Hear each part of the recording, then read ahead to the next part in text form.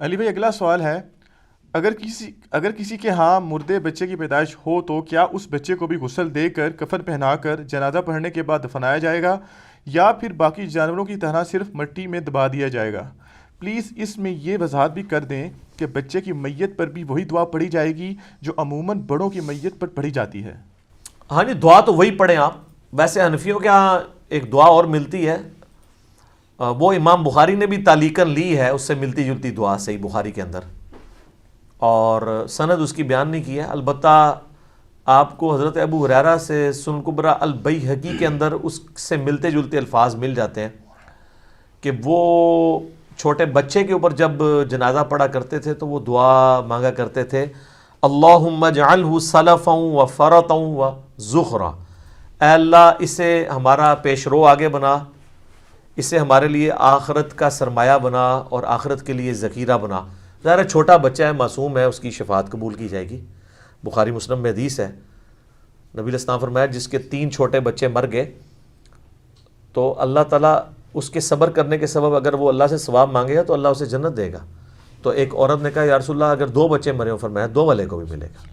اور اس سے بھی آگے صحیح بخاری میں حدیث ہے کہ اگر اللہ تعالیٰ کسی بندے سے اس کی پسندیدہ چیز چھین لے، اب وہ ہر بندے کی ڈیفرنٹ ہے، کسی کی بیوی ہوگی، کسی کا بچہ ہوگا، کسی کی ماں ہوگی، کسی کی باپ، تو اللہ تعالیٰ ماتا ہے کہ اگر وہ بندہ پھر مجھ سے سوال کرے گا تو اس کی جزا میں اسے جنت ہی دوں گا. جیسا کہ صحیح بخاری میں آتا ہے کہ اگر میں اپنے کسی بندے سے آنکھیں لے لوں تو میرے پاس جنت کے سوا کوئی جزا نہیں ہے اس کے لیے، کیونکہ دنیا میں نے اس سے ایک قیمتی چیز اس کی لے لی ہے، تو اسے یہ انعام دیا جائے گا. تو صبر کرنے کے اوپر فائدہ ہے جی، لیکن صبر جو ہے وہ صدمے کے آغاز میں ہوتا ہے. صحیح بخاری میں حدیث ہے، نبی علیہ السلام ایک عورت کے پاس سے گزرے، وہ قبر کے اوپر بیٹھی رو رہی تھی، واویلا کر رہی تھی، ظاہر ہے اسی لیے پھر زیادہ قبروں پہ عورتوں کی حاضری کو منع کیا گیا، کبھی کبھار جا سکتی ہیں. تو نبی علیہ السلام نے فرمایا کہ صبر کر. تو اس نے نہیں یہ دیکھا کہ رسول اللہ صلی اللہ علیہ وسلم تھے، اس کی کمر تھی اس طرف، اس نے کہا کہ تم پہ تکلیف گزری ہوتی تو تمہیں پتہ ہوتا. تو نبی علیہ السلام نے کوئی جواب نہیں دیا، آپ چلے گئے. تو پیچھے لوگوں نے بتایا کہ اللہ کے رسول تھے، تو نے اس طرح کی بات کی ہے. خیر وہ پھر روٹتی پیٹتی ہوں تو اپنے پیٹ چھاپا پہ گیا ہونا ہے. نبی علیہ السلام کے پاس آئی تو کہا یا رسول اللہ مجھے نہیں پتہ چلا، تو آپ صبر کر لیتے ہو. آپ فرمایا صبر صدمے کے آغاز میں ہوتا ہے.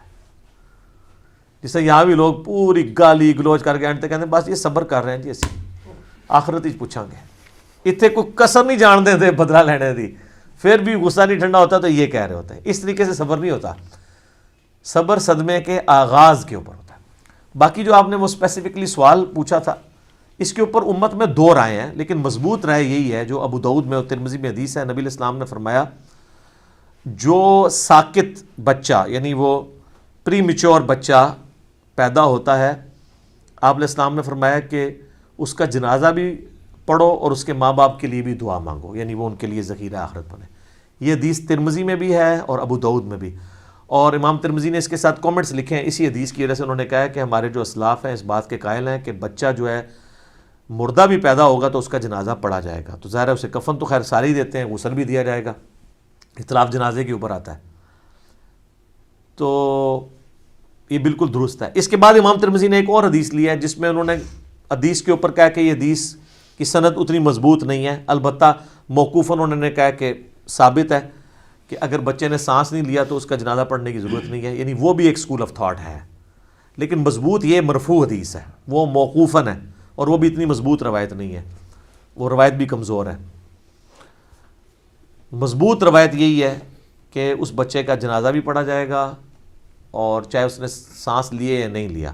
اور یہ سانس والا تو ویسے ہی انہوں نے بہانہ بنایا ہوا ہے. بخاری مسلم میں حدیث ہے کہ جب 4 مہینے گزرتے ہیں تو بچے میں روح پھونک دی جاتی ہے، تو وہ ڈلیوری سے پہلے 4 مہینے بعد بھی اگر ڈلیوری ہوتی ہے تو وہ زندہ تو ہوتا ہے، ووم آف دا مدر میں زندہ ہوتا ہے، ٹھیک ہے، باقاعدہ وہ حرکت کرتا ہے 4 مہینے کے بعد. یہ تو سائنس بھی تصدیق کرتی ہے. تو 4 مہینے کے بعد جب بچہ پیدا ہوا ہے، ہاں 4 مہینے سے پہلے پیدا ہوا ہے تو وہ اس کا معاملہ پھر وہ تو ظاہر ہے وہ بچہ پھر مکمل بھی نہیں ہوگا، اس کا جنازہ نہیں پڑھا جائے گا. لیکن یہاں پہ ہوتا ہے کہ مردہ بچہ پیدا، ہمیں یہاں اکیڈمی میں لوگ رابطہ کرتے ہیں یار پڑھیں کیوں نہ پڑھیں، عموماً جو کہا جاتا ہے نا مردہ بچہ پیدا ہوا ہے، تو وہ بچہ نہیں ہوتا جو واش کروایا جاتا ہے، وہ واقعی بچہ ہوا ہوتا ہے. کہتے ہیں نہیں باہر سانس نہیں لیا، اندر ہی لیا ہے، اور باہر مردہ حالت میں ہے تو جنازہ پڑھیں، اس کو دفنائیں بھی اس کو. باقی یہ نہیں ہے کہ آپ نے پورا محلہ اکٹھا کر لینا ہے، رشتہ دار اکٹھے کر لینے ہیں. ٹھیک ہے 2-4 بندے پڑھ کے اگر آپ سمجھتے ہیں کہ اس سے زیادہ ایک ایشو کریٹ ہو جائے گا، آپ کے لیے زیادہ مسئلہ ہو جائے گا، تو آپ اس کو بس ٹھیک ہے 2-4 بندے اس کو غسل دے کے کفن دے کے تو دفنا دیں. لیکن رشتہ داریوں میں یہ بھی ہوتا ہے، پھر بعد میں لوگ گلا کرتے ہیں نہیں دسے ہی نہیں سی، ٹھیک ہے، تو وہ ایک بڑا ایک عذاب شروع ہو جاتا ہے بعد میں، اور ایک اور نئی ایک چین شروع ہو جاتی ہے. تو مردہ بچے کا آپ جنازہ بھی پڑھیں گے، اس کو کفن بھی دیں گے، اسے مسلمانوں کے قبرستان میں دفنائیں گے. اس طریقے سے جانوروں کی طرح نہیں کسی جگہ بھی، وہ تو اس کو اسی طریقے سے مٹی کھود کے تو پھینک دیتے ہیں، اور پھر بعد میں یعنی وہ کتے بلے نکال کے بھی لے جاتے ہیں. تو انسان کے بچے کی ایک قدر ہے، وہ اس قدر کو کرنا چاہیے، اس طرح کی ایکٹیویٹی پرفارم نہیں کرنی چاہیے. جنازے کا پروٹوکول ہر مسلمان کا پروٹوکول ہے، وہ دینا چاہیے. مصنف ابن ابی شیبہ میں کئی صحابہ اور تابعین سے ثابت ہے کہ وہ مردے بچے کا جنازہ پڑھایا کرتے تھے. ایون کئی تابعین اور صحابہ کے بارے میں یہ بھی آتا ہے کہ وہ بچہ جو مردہ، یعنی اگر بچہ پیدا ہوا ہے اور اس نے ایک سانس بھی لی ہے، باہر نکل کے وہ مرا ہے، تو اس بچے کا نام بھی رکھتے تھے. ویسے سنت تو ہے 7ویں دن نام رکھنا، ٹھیک ہے. تو ایک عرب میں ظاہر ایک رواج بھی تھا نا کہ وہ یاد رکھنے کے لیے تو نام بھی رکھ دیتے تھے. لیکن یہ مسئلہ اتنا ضروری نہیں ہے. اصل مسئلہ یہ ہے کہ غسل، کفن، جنازہ یہ تینوں کام ہیں، اور قبر بھی، یہ چاروں کام اسی طریقے سے ہوں گے. اور دعا میت کے اوپر آپ وہی والی پڑھیں، اور یا جو حضرت ابو ہریرہ کی میں نے دعا بتائی ہے وہ آپ پڑھ لیں. جس کو جنازے کی دعائیں یاد نہ ہوں وہ کوئی اور دعائیں بھی مانگ سکتا ہے. اچھا یہ جنازے کے اوپر نا اکثر وہ کہہ رہے ہوتے ہیں طاق صفحہ بناؤ جی، طاق صفحہ، یہ سنا ہے آپ نے؟ طاق صفحہ بناؤ. ان سے پوچھو یہ کہاں لکھا ہوا ہے؟ وہ کہتے ہیں جی طاق اللہ کو پسند ہے. دیکھیں جی نمازیں بھی طاق ہیں، اور جی وہ طواف کعبہ کے چکر بھی طاق ہے جی، 7 ہیں. نمازیں 5 ہیں. اچھا نمازیں تو 5 ہیں، لیکن فجر کے رکعتیں بھی جفت ہیں، ظہر کی بھی جفت ہیں، عصر کی بھی جفت ہیں، عشاء کی بھی جفت ہے، صرف مغرب کی طاق ہے نا. تو جفت طاق سارے اللہ کے. البتہ یہ بات صحیح ہے، بخاری مسلم میں حدیث ہے کہ اللہ تعالیٰ وطر ہے اور وطر کو پسند کرتا ہے، یعنی اللہ کو طاق پسند ہے. اس کا یہ مطلب نہیں کہ جفت جو ہے وہ اللہ کو ناپسند ہے، یہ زیادہ پسند ہے، کیونکہ اللہ بھی آڈ ہے نا، طاق ہے. تو لوگ کہتے ہیں اس وجہ سے ہم طاق صفحے بنواتے ہیں. چلے اگر کوئی اس وجہ سے بنواتا ہے وہ بالکل درست ہے، بشرطے کہ اگلی صفوں میں جگہ خالی نہ ہو. اب اگلی صفوں میں سے توڑ کے پچھلی صفحے بنانا کتنا بڑا ظلم ہے. یہ تو اگلی صف میں اگر بندہ نہیں ہوگا تو پچھلی صف والوں کی تو نماز ہی نہیں ہوگی. اور یہ پلی لینا یہ بات غلط ہے. صحیح مسلم میں حدیث ہے، صحابہ کرام کہتے ہیں ہم نے نبی علیہ السلام کے پیچھے جنازہ پڑھا اور آپ کے پیچھے 2 صفیں تھی. مسلم شریف میں سر 2 صفوں والی حدیث موجود ہے. آپ نے تو 3 نہیں توڑوا کے کروائیں. ہاں کسی گراؤنڈ میں اگر آپ توڑوا کے کروانا چاہتے ہیں ایونلی پھر آڈ بنوائیں. یہ نہیں ہے کہ اگلی 3-4 صفیں جو ہیں وہ بڑی بڑی ہیں اور ان میں سے پھر آخری کو توڑ کے ایک اور چھوٹی سی بنا لی جائے. نہیں، پھر آپ ساری برابر کر کے تو آپ 5 کروا لیں اگر آپ نے کرنا ہی ہے. بال یہ کوئی حصہ نہیں ہے. اس طریقے سے پبلک میں یہ بھی مشہور ہے کہ جی وہ عورت جنازہ نہیں پڑھ سکتی. صحیح مسلم میں ہے کہ حضرت عائشہ رضی اللہ تعالیٰ عنہ نے کہا کہ لا کے میرے حجرے کے باہر رکھو سعد بن ابی وقاص کی میت کو، میں نے اس کا جنازہ پڑھنا ہے. تو صحابہ ریلیکٹنٹ ہوئے، تو انہوں نے کہا نبی علیہ السلام تو مسجد میں بھی جنازہ پڑھ لیتے تھے، تم کیوں ریلیکٹنٹ ہو؟ جائز ہے، پڑھ سکتے ہیں. یہ حرمین میں تو ہر نماز سے جنازے ہو رہے ہوتے ہیں. خانہ کعبہ شریف میں لا کے میتیں رکھتے ہیں لوگ. وہ دیکھیں نا سلام پھیرنے کے بعد تھوڑا سنت اذکار کا ٹائم دیتے ہیں، پھر ساتھ وہ کہتے ہیں کہ بھائی نماز جنازہ پڑھو. تو وہ مسجد کے اندر ہی، حرمین سے بڑی کون سی مسجد ہے، اس میں نماز جنازہ ہو رہا ہے. یہاں حنفیوں نے جناب وہ جنازہ گاہ علیحدہ قائم کیے ہوئے ہیں، اور وہ یہ کہتے ہیں مسجد میں جنازہ نہیں ہوتا. ایون میں نے دیکھا ہے کئی جگہ ان کے پاس وضو کا انتظام نہیں ہوتا نا، اور جنازہ کا دور ہوتا ہے، تو مسجد کے باہر وہ جنازہ کرا لیتے ہیں جوتیوں والی جگہ کے اوپر، کہتے ہیں اندر نہیں کرانا. پتہ نہیں کیا ہے. تو عورت جنازہ پڑھ سکتی ہے، مسجد کے اندر جنازہ ہو سکتا ہے، اور مردہ بچے کا بھی جنازہ ہوگا. دعا سب کے لیے ایک کافی ہے. ویسے اور مسلم شریف میں بھی دعائیں ہیں. بخاری میں ہے کہ نبی علیہ السلام 4 تکبیریں کہتے تھے، مسلم شریف میں ہے کہ آپ نے ایک جنازے میں 5 تکبیریں بھی کیں، تو اس میں جو آپ چوتھی تکبیر ہے اس کے بعد بھی دعا مانگیں گے اور 5ویں کے بعد سلام پھیریں گے اور سلام ایک طرف پھیریں گے۔ نبی علیہ السلام کا یہی عمومی عمل تھا، صحابہ کا بھی، تابعین سے 2 طرف پھیرنا ثابت ہے، ہم اس کے اوپر بدعت کا فتویٰ نہیں لگاتے، لیکن سنت یہ ہے کہ دائیں طرف سلام پھیرا جائے۔ تو پورے عرب کے اندر دائیں طرف ہی پھیرا جاتا ہے، یہاں پہ تو اہل حدیث بھی پتہ نہیں حنفیوں کے ڈر کے سے 2 طرف پھیرتے ہیں، چند ایک ہیں جو ایک طرف پھیرتے ہیں، حالانکہ 2 طرف والی روایتی جو ہے وہ ضعیف ہے، کمزور روایت ہے۔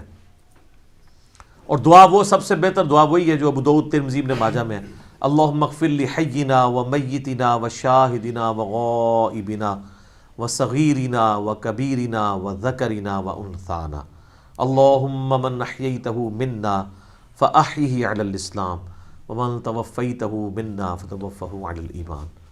تو یہ دعا آپ دیکھ لیں، اس دعا پہ کبھی غور کریں، اس میں مردے کے لیے تو ایک ہی دعا ہے، باقی ساری زندوں کی ہیں، سب زندوں کے لیے دعائیں ہیں۔ بیسیکلی یہ عبرت ہے کہ آپ جنازہ پڑھیں، اس کے بعد آپ اس سے عبرت حاصل کریں۔ اسی کہا گیا کہ بخاری مسلم میں حدیث ہے، جو جنازہ پڑھ کے چلا جاتا ہے اس کو 1 قرات اجر ملتا ہے احد پہاڑ کے برابر، اور جو دفنانے تک ساتھ رہتا ہے اسے 2 قرات اجر ملتا ہے، کیونکہ دفنانے پہ عبرت ہوتی ہے۔ اور وہاں پہ ابو داؤد میں حدیث ہے کہ جب تم اپنے بھائی کو دفناؤ تو اس کی قبر پہ کھڑے ہو کے سوالوں کی استقامت کے لیے دعا کرو۔ مسلم شریف میں حدیث ہے، عمر بن عاص نے تو وصیت کی تھی کہ میری قبر پہ اتنی دیر بیٹھے رہنا ہے جتنی دیر ایک اونٹ کو نہر کر کے اس کا گوشت تقسیم کیا جاتا ہے، یعنی 2 گھنٹے، تاکہ میں اپنی قبر کے ساتھ مانوس ہوں اور میں اللہ کے آئے ہوئے فرشتوں کو جواب دوں۔ تو وہ اسی کی پلی لے کے انہوں نے کہا جی قبر پہ اذان بھی دے دو، انگلی رکھ کے تلقین بھی کر دو، وہ پھر صفرے لگانے شروع کر دی، حالانکہ چیز صرف اتنی تھی، ٹھیک ہے۔ بہرحال اس حدیث کا یہ فائدہ ہے کہ عمر بن عاص نے امت کو یہ عقیدہ دے دیا ہے کہ عذاب قبر اسی قبر میں ہوتا ہے، فرشتے اسی قبر میں آتے ہیں۔ جو یہ کہتے ہیں نا وہ برزخی قبر کوئی ہوتی ہے، یہ تو وہ جی اگر کوئی جی ایئر کریش میں مر جائے، وہ جی سمندر میں ڈوب جائے، اس کی قبر کدھر ہے؟ یہ آپ کو کیا ٹینشن ہے؟ تسی بنانی ہے قبر ہو دی؟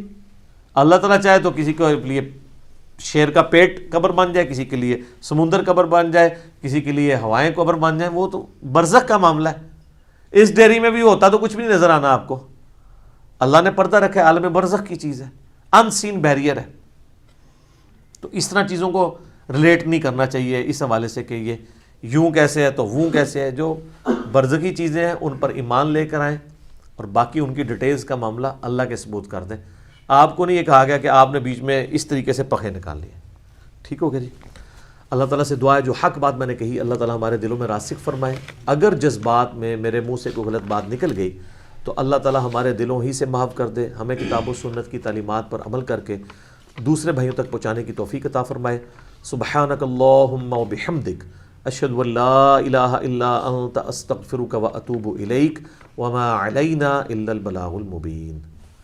جزاکم اللہ خیرا۔